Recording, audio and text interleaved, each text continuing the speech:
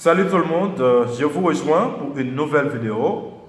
Ce matin, on va parler du vol, la soustraction frauduleuse d'une chose d'autrui.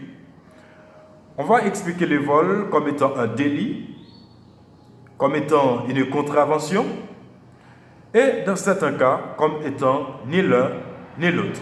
Bref, on va expliquer le vol en tant qu'une infraction pénale.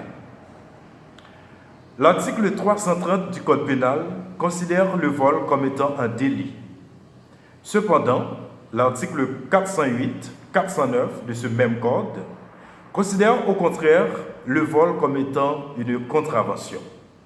Lorsqu'il s'agit purement et simplement de larcin, c'est-à-dire le vol d'un objet dont la valeur n'excède pas 300 gouttes, je vais vous expliquer ça dans ma précédente vidéo, et la peine prévue à cette circonstance est 2 mois à 6 mois d'emprisonnement.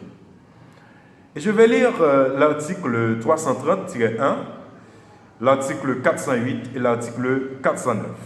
Je vais faire ça rapidement.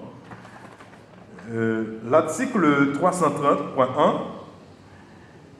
il dit que les autres vols non spécifiés dans la présente section ainsi que les tentatives de ces mêmes délits, lorsque la valeur des objets volés excédera 300 gouttes, seront punis d'un emprisonnement de 3 mois à 3 ans. On va rapidement dans l'article 408 et 409.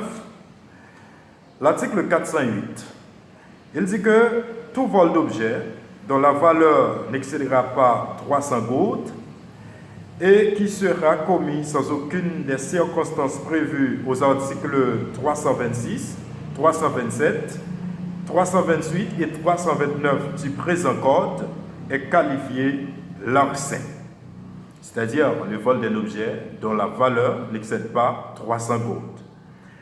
L'article 409, lui, il dit tout larcin sera puni d'1 mois à 6 mois d'emprisonnement.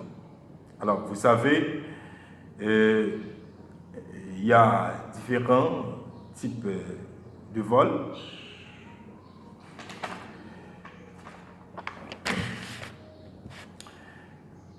Selon la justice haïtienne, ce n'est pas dans tous les cas une chose a été soustraite frauduleusement pour qu'on puisse parler du vol. En ce sens, l'article 325 du Code pénal prévoit des immunités en matière du vol. Ce qui implique qu'il n'existe pas du vol entre mari et femme, entre ascendants, descendants, alliés des mêmes degrés. Il en est de même de la soustraction d'une chose appartenant à la succession du défunt qui a laissé un veuf ou une veuve. En effet, l'article 325 est une dérogation de l'article 324.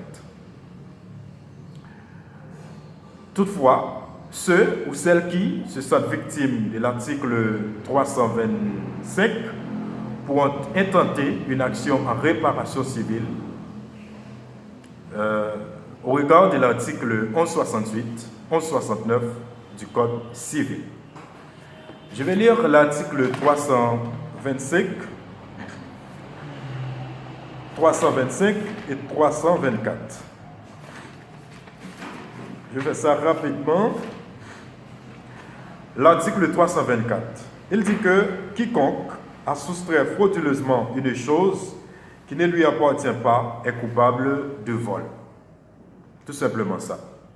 Et l'article 325, lui, il dit les soustractions commises par des maris au préjudice de leur femme, par un veuf ou une veuve, quant aux choses qui avaient appartenu à l'époux décédé, par des enfants ou autres descendants au préjudice de leur père ou mère, ou autres ascendants au préjudice de leurs enfants ou autres descendants ou par des alliés au même degré, ne pourront donner lieu qu'à des réparations civiles.